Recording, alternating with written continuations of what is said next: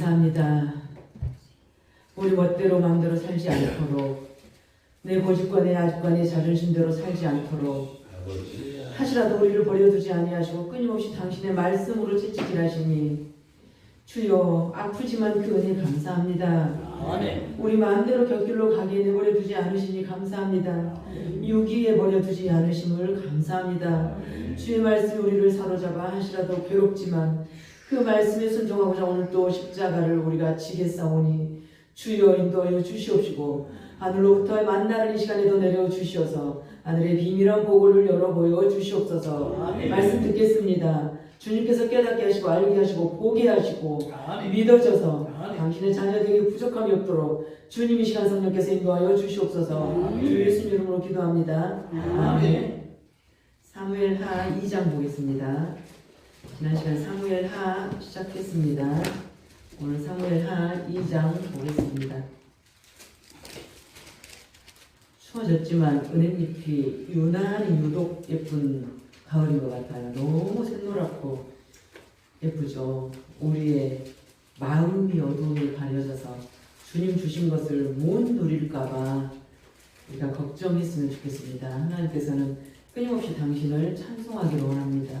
그래서 주님께서 우리 눈을 열어서 당신의 음성을 보고 당신이 만드신 이 세상 우리가 보고 찬송하기를 원합니다. 김장철이 되는데요. 김치가 우리 입에 들어오려면 7번 죽는답니다. 7번. 밭에서부터 칼로 베임당하고 또 사슴으로 쪼개임당하고 소금에 절여서 못 살도록 내가 견디지 못하도록 쪄들어야 되고 또 씻고 그 매운 것에 버무리고 이빨로 씹어서 넘기기까지 7번을 죽어야 우리 몸에 양분으로 들어온다고 합니다. 만약에 그 배추가 죽지 않겠다고 소금에 절여도 눈 뜨고 살아있고 비벼도 눈 뜨고 살아서 밭으로 가면 우리가 먹지 못할 것입니다. 우리의 모습, 저의 모습을 상상해 봤습니다. 내가 그렇게 눈을 부릅뜨고 절대 나 안 죽을 거야. 내 자존심, 내 고집, 내 생각. 우리가 이렇다면 하나님께서 어떻게 우리를 만지실 수가 감히 있을까? 욕망이 지나치면 품은 자를 삼켜버립니다. 분노와 혈기가 조금 들어왔을 때 얼른 싹둑 잘라내지 않으면 나를 통째로 먹어버려요. 내가 거기에 매몰되어 버립니다. 그래서 주인이 종이 되어버리고 우리가 마음껏 다스려야 되는 이 세상 어두운 흑암의 사탄들이 우리 안에서 주인 노릇해버리는 것을 보게 됩니다. 천하만사는 다 때가 있습니다. 우리는 때를 나에게 기준을 두어요. 그러나 천하만사는 다 때가 있다라고 우리 주님께서 말씀하셨고 주님께서 말씀하시기를 세울 때가 있고 그것을 허물어야 될 때가 있다. 날 때가 있고 죽을 때가 있다. 만날 때가 있고 헤어질 때가 있습니다. 우리는 나의 시간에 맞춰서 나는 지금 아니야. 나는 아직은 아니야. 나는 아직까지는 아니야. 다 내 중심이에요. 우리가 주님을 주님이라고 부를 때는 주님 당신이 주인이라는 고백이었습니다. 하나님은 하나님의 때 하나님의 방법대로 하실 텐데 우리는 나는 지금 아니야. 나는 아직 아니야. 다윗과 사울을 계속 사무엘상에서부터 비교했습니다. 다윗은 사울의 시기 질투로 쫓겨다니고 광야를 헤맸고 끝없는 도망자 맹수의 위협 굶주림과 외로움 홍산 줄령을 넘으면서도 하나님의 그때를 기다리며 하나님의 손을 놓지 않았다는 것. 사울은 반면 다 갖추었지만 사탄에게 자기 마음 중심을 내줘버렸기 때문에 주인이 사탄으로 바뀌어버려서 하나님이 그를 버리셨다라는 것. 오늘 다윗과 사울 두 사람이 인생이 갈라지는 때가 이제 왔습니다. 다윗은 살았고 다윗은 여전히 살았고요. 사울은 죽었습니다. 그 집안 또한 완전히 패망했습니다. 둘 다 똑같이 하나님의 기름 부은 자들이었고 둘 다 똑같이 훗날 왕이 되었지만 무엇이 그들을 이렇게 끝이 달라지게 했는가? 사울은 내 안에 나가 여전히 있었던 것이에요. 내 생각에는 그래, 내 기분에는 그래, 내 시간은 아니야. 다윗은 기름 부은 그 순간부터 모든 것을 하나님께 여쭈었습니다. 1절에 보시면은 오늘 사무엘하 2장 1절 한 절만 가지고 묵상해 보겠습니다. 2장 1절 시작. 그 후에 다윗이 여호와께 여쭈하되 내가 네가 한 성으로 올라가니까 여호와께서 이르시되 올라가라. 다윗이 아뢰되 어디로 가니까 이르시되 헤브론으로 갈지니라. 늘 우리가 하나님께 물을 때마다 바로바로 이렇게 대답해 주면 얼마나 좋을까요? 하나님 제가 어떻게 하면 좋겠습니까? 올라가라. 한 성으로 올라갈까요? 올라가라. 다윗이 또 그래요. 어디로 가리니까? 헤브론으로 가라.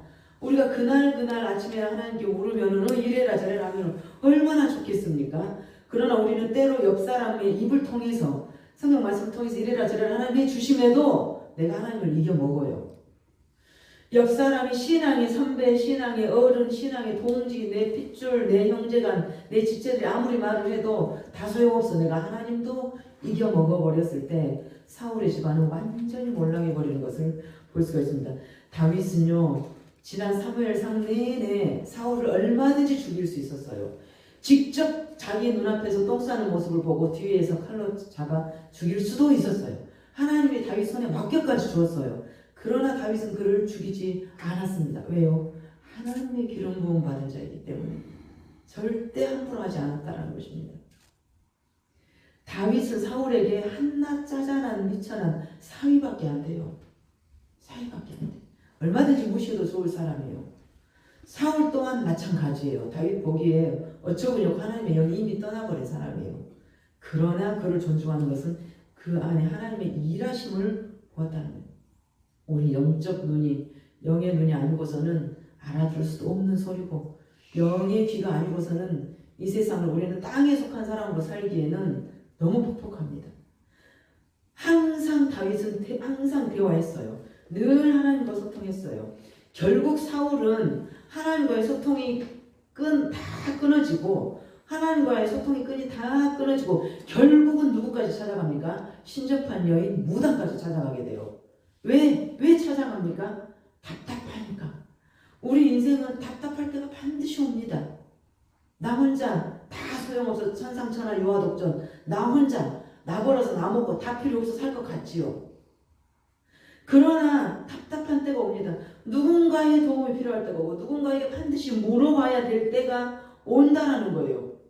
그래서 하나님의 끈을 이미 놔버리고 모든 적속의 끈을 놔버린 사울은 결국은 신접한 여인 무당을 찾아가는 이런 폐가 망신한 짓거리를 하게 돼요.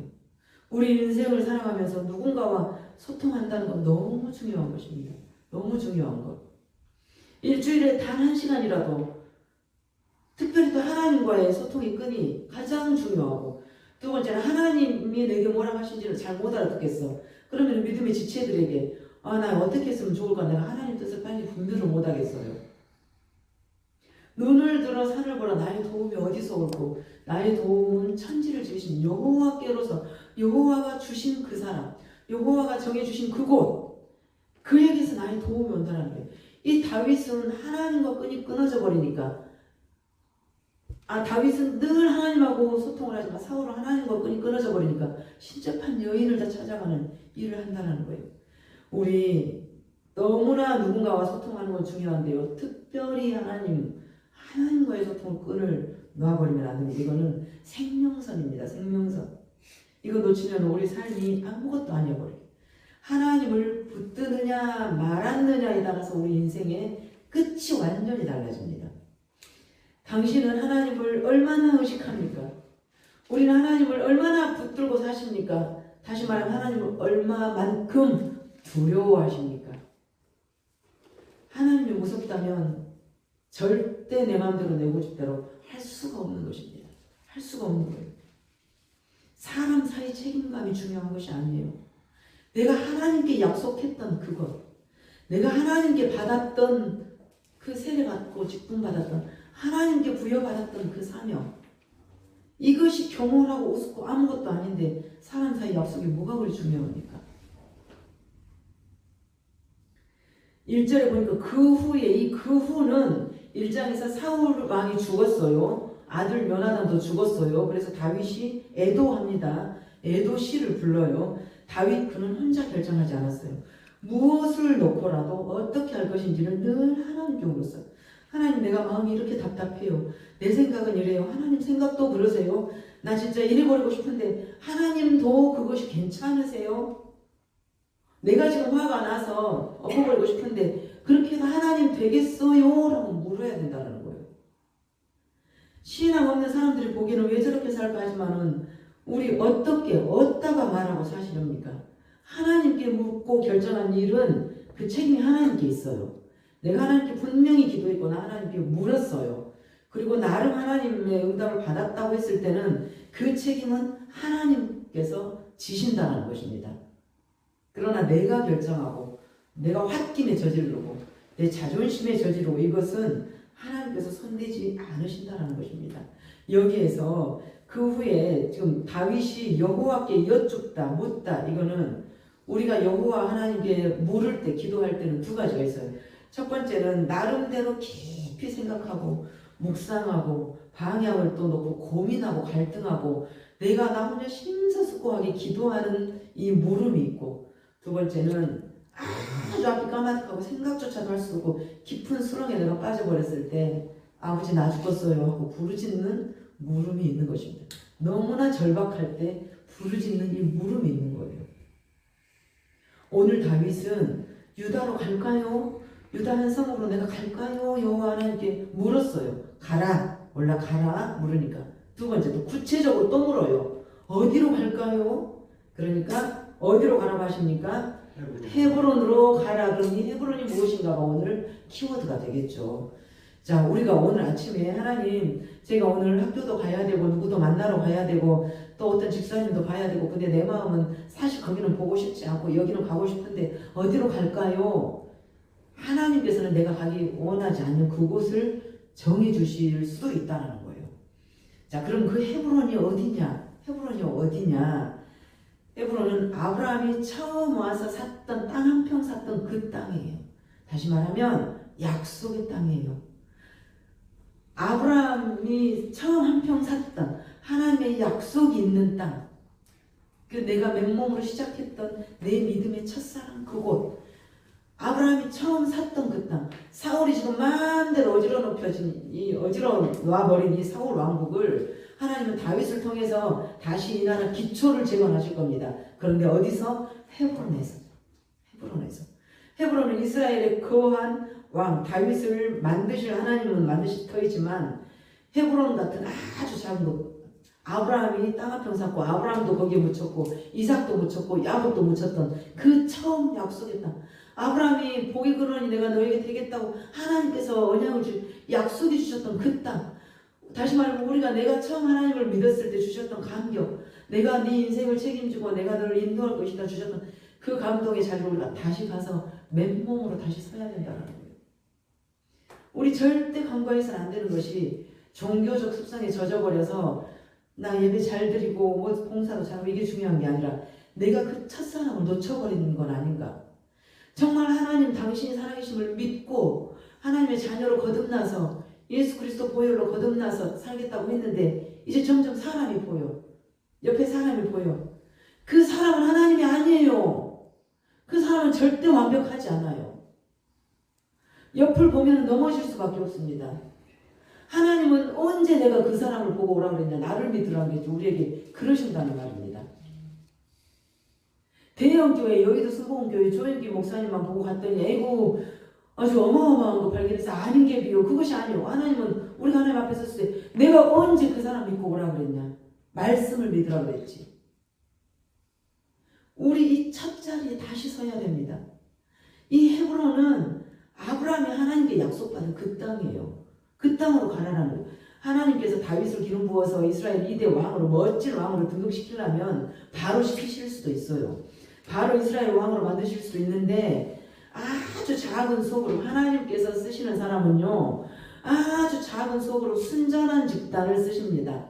왜냐하면 색깔도 안 맞고 뭣도 안 맞고 마음도 안 맞고 근데 다 끌어모아. 제가 우리 교회 집사님들에게 한 번씩 뼈있게 당부하는 말이 뭡니까?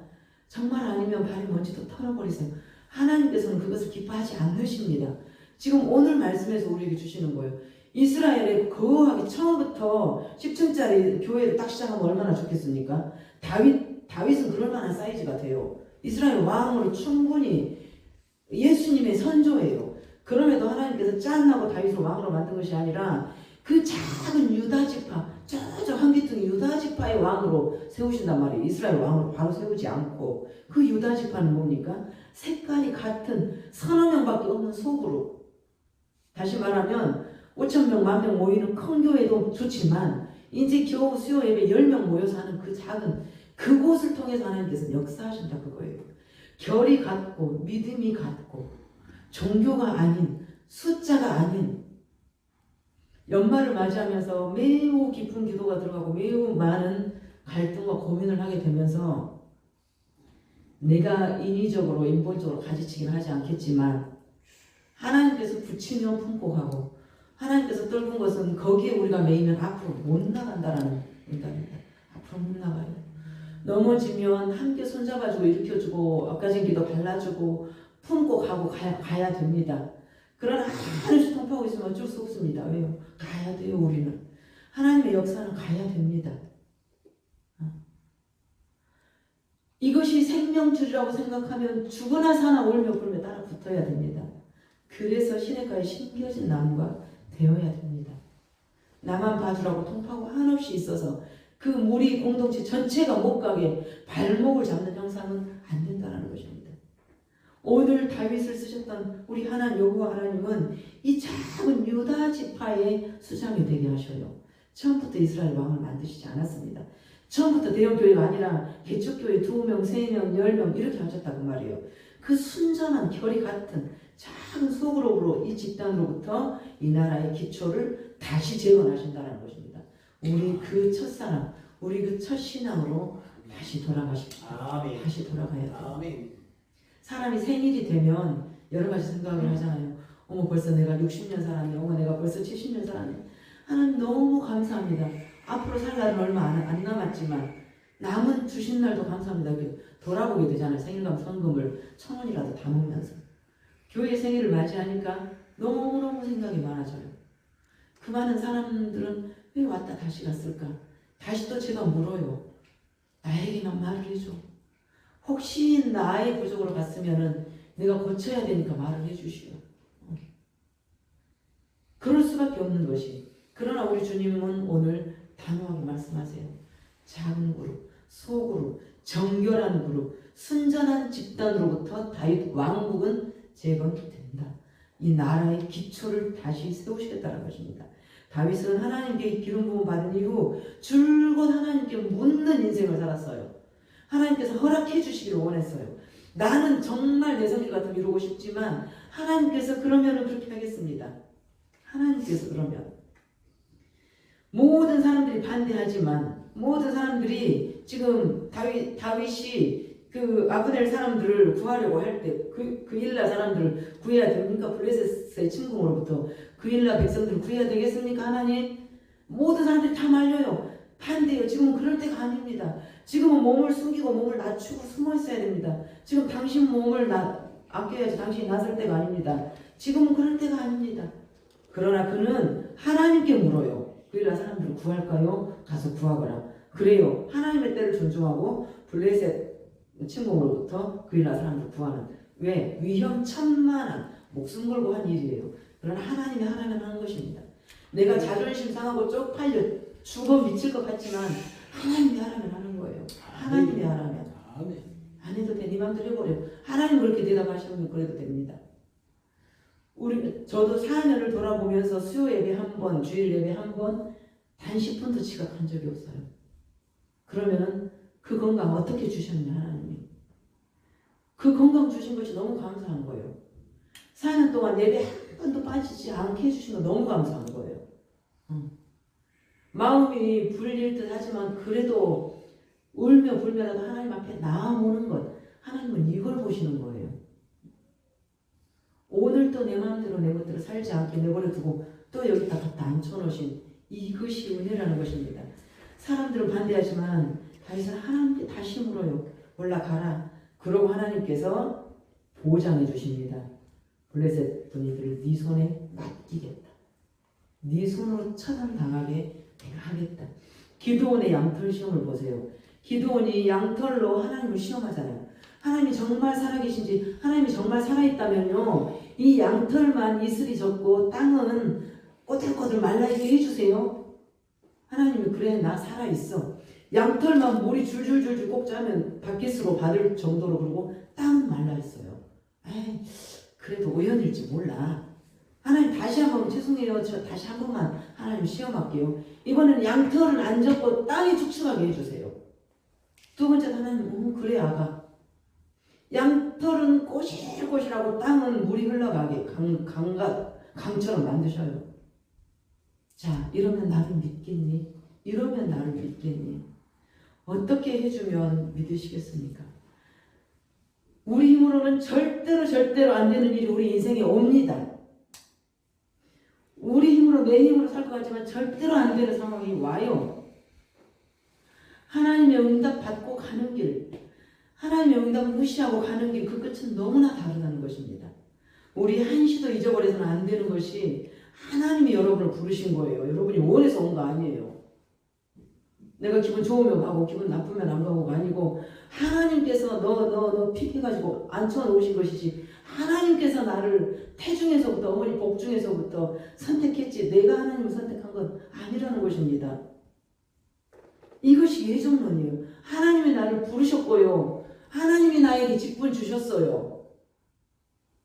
하나님이 나에게 직분 주셨고, 내 마음대로 경홀히 여겨도 되는 것이 아니에요. 하나님은.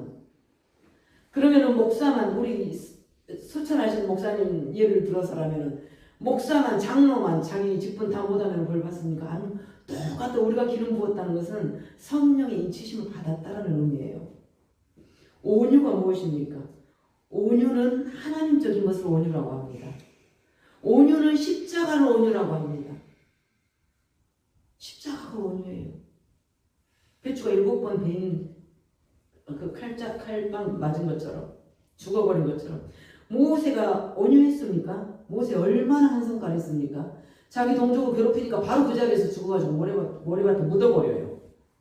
하나님이 주신 돌판을 백성들이 하나님 뜻대로 안 하니까 그 자리에서 내던져버려요. 그러면은 만약에 목사인 제가 여기서 성경책을 내던져버리면 신문에 날 거 아닙니까? 모세가 그랬다 그거예요. 의분이에요. 의분이 없으면 믿음 아닙니다. 하나님을 놔두고 경홀히 여기고 금부치를 송아지 만들어서 얼레덜레 하고 있는 백성들을 보고도 거룩거룩하고, 이건 아니에요. 하나님의 사람이. 모세는 하나님이 주신 돌판을 그들 앞에서 바싹 깨서 가루를 만들어서 물에 띄어서 불살라서 먹으라고, 너희들한테. 이 정도로 성깔이 나빴어요. 반석을 명령하라고 했는데 반석을 치는 그 정도로 혈기가 대단했던 모세가 하나님께서 사랑했던 종이었어요. 얼굴을 대면하고 사랑했던 종. 성깔이 있으니까 믿음 없는 것 아닙니다. 우리 정말 제가 신앙을 심어주려고 굉장히 설명을 많이 하는데, 온유는요, 하나님적인 것이 온유입니다. 하나님 뜻에 맞지 않으면 성질을 내야 맞아요. 우리 아빠는 성질이 지라 같으니까 믿음 없어, 그거 아니에요. 성질 낼 때서 안 내고 하나님을 안 믿고 하나님을 경홀히 알고 거기다가 성질 안 내면 그것이 믿음 없는 것입니다. 예수님은 우리에게 말씀하셔요. 너희는 온유를 내게 와서 배우라. 나는 마음이 온유하고 겸손하니 내 멍에는 편하고 나의 짐은 가볍다. 그러니 너희는 온유를 내게 와서 배우라. 그럼 예수님은 온유하셨습니까? 예수님은요, 여기 앉아서 설교 듣는 여러분에게 이 독사의 자식들아 그랬어요. 설교 시간에 졸고 있다 그래서 제가 독사의 자식들아 하면 교회가 되겠습니까? 예수님은 그러셨어요. 이 독사의 자식들아. 그럼 예수님은 온유가 아닌 것입니까? 온유는 하나님 마음에 합한 것을 온유라고 합니다. 하나님 뜻을 물을 줄 아는 것을 온유라고 해요. 하나님 뜻에 복종하는 것을 온유라고 해요. 십자가를 지는 것이 온유입니다. 십자가를 질 때도 예수님 얼마나 웃겨요. 분명히 십자가를 지겠다고 했어요. 그랬는데도 또 뭐 무림하잖아요. 아버지 피할 수만 있다면 피하게 해주세요. 또 그러는 거예요. 진다고 해놓고 피할 수만 있다면 피하게 해주세요. 그러나 아버지 뜻대로 행하세요. 온유는 십자가를 지는 것입니다. 내 힘으로는, 내 기분으로는 죽어도 하기 싫지만, 그러나 하나님이 그걸 원하시는 것 같으면 그것을 하는 것을 온유라고 합니다. 하나님을 우습게 알고 경홀히 알고 예배를 우습게 알고 하나님을 욕보이고 그런데도 봐주는 것이 온유가 아니고 그럴 때는 독사의 자식들아라고 말하는 예수님이 온유라는 것입니다. 2절에 보니까 헤브론, 이 헤브론은 아브라함의 언약이 있는 땅, 아브라함, 이삭, 야곱이 묻힌 땅, 이스라엘 신앙의 뿌리가 잡힌 곳, 거기서부터 우리 새로 시작하셔야 됩니다. 하나님과 내가 언약을 받았던 곳, 나에게 하나님이 언젠가는 하셨던 말씀이 있어요. 언젠가는 주셨던 약속이 있습니다. 내가 너를 창대케 하리라, 내가 너를 번성하게 하리라, 내가 너를 잡아 이끌리라고 나에게 주셨던 나만 받은 그 약속이 있어요. 그 자리로 다시 돌아가서 우리 서십시다. 이스라엘 신앙의 뿌리가 직결되고 거기서부터 새로 시작하시게요. 신앙의 첫 자리에서 재건하셔야 됩니다. 하나님은 이스라엘의 큰 왕을 다윗을 만들지 않고 하나의 작은 지파 유다 지파의 왕으로 먼저 만들어요. 가치관과 색깔이 같은 사람들끼리 모아놓으신 거예요. 가치관도 다르고 색깔도 다른 사람들을 설득하고 싹싹 빌고 뭉텅거려서 다 갖다 불러다 놓은 것을 교회라고 하지 않습니다. 충분히 기도하고 충분히 방향을 설정하고 이 공동체가 가면은 거기에 색깔을 맞추셔야 됩니다. 가치관이 완전히 다르고 그 안에 하나님은 없고 여기가 자선단체인 줄 알고 그건 아니라는 거예요. 그거 다 잘라내고 그것을 다 뭉뚱그려서 큰 지파를 만들었으면 이스라엘 왕으로 처음부터 세우셨겠죠. 그러나 작은 지파 유다 지파의 왕으로 하나님 세우셨다는 것은 설득하고 뭉뚱거려서 크게 시작하라가 아니고 가치관이 같고 색깔이 같고 믿음이 같고 복음이 같은 자들끼리 하나님은 새 일을 시작하실 때 자꾸 순전한 모임에서 시작하십니다. 두세 사람이 모인 곳에 나도 함께 하겠다고 하셨어요. 내 이름으로 모인 곳, 내 이름 말고 세상 잔치 말고 내 이름으로 모인 곳, 두 사람이든 세 사람이든 그곳에 내가 함께 하겠다. 그리고 그곳이 예수님의 족보가 되었던 것입니다. 유다 지파가.